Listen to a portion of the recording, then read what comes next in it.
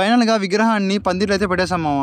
Hello మామ, నేను last వీడియోలో పందిరి కడతామని చెప్పాను కదా, దానికి ఇది పార్ట్ 2 అనమాట. ఇంకా మొత్తం హోల్స్ తీసేసి కోయిల్ నాటడం అయితే స్టార్ట్ చేసాం. ఇంకా మొత్తం కోయిలని నాటేసి ఒక కోయికి ఒకటి జాయింట్ అయితే కడుతున్నాము. ఇంకా మొత్తం కోయిలని కట్టేసి 3 పక్కల పట్టత అయితే ప్రస్తుతానికి కవర్ చేసేసాం. ఎందుకంటే ఇప్పుడు వెళ్ళి విగ్రహం తీసుకురావాలి కాబట్టి. ఇంకా మేమందరం విగ్రహం అయితే తీసుకురావడానికి అయితే వెళ్తున్నాం. ఇంకా ఫైనల్ గా విగ్రహాల దగ్గరికి అయితే వచ్చేసాం మామ.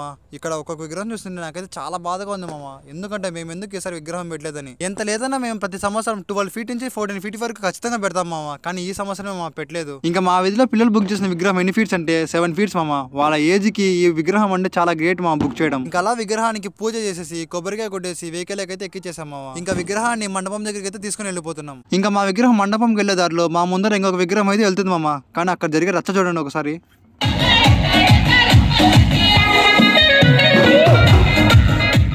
ఇంకా ఫైనల్ గా విగ్రహాన్ని పందిరి దగ్గరికి అయితే తీసుకొచ్చాం. అన్నయ్య వాళ్ళు విగ్రహం పెట్టడానికి పీటల మీద కార్పెట్ అయితే వేస్తున్నారు. ఇంకా మొత్తం రెడీ చేసుకొని ఫైనల్ గా పందిర్లో విగ్రహాన్ని అయితే పెట్టేశాం. ఇంకా మేము పందిరి ఎలా కట్టామో నెక్స్ట్ వీడియోలో అయితే చూపిస్తాను, వెయిట్ చేయండి. ఇన్ కేసు ఎవరైనా కొత్తగా ఛానల్కి వచ్చింటే లైక్ సబ్స్క్రైబ్ చేసుకొని బెల్ ఐకాన్ ఆన్లో పెట్టుకోండి. నెక్స్ట్ వీడియోలో కలుద్దాం. ఉంటా మరి.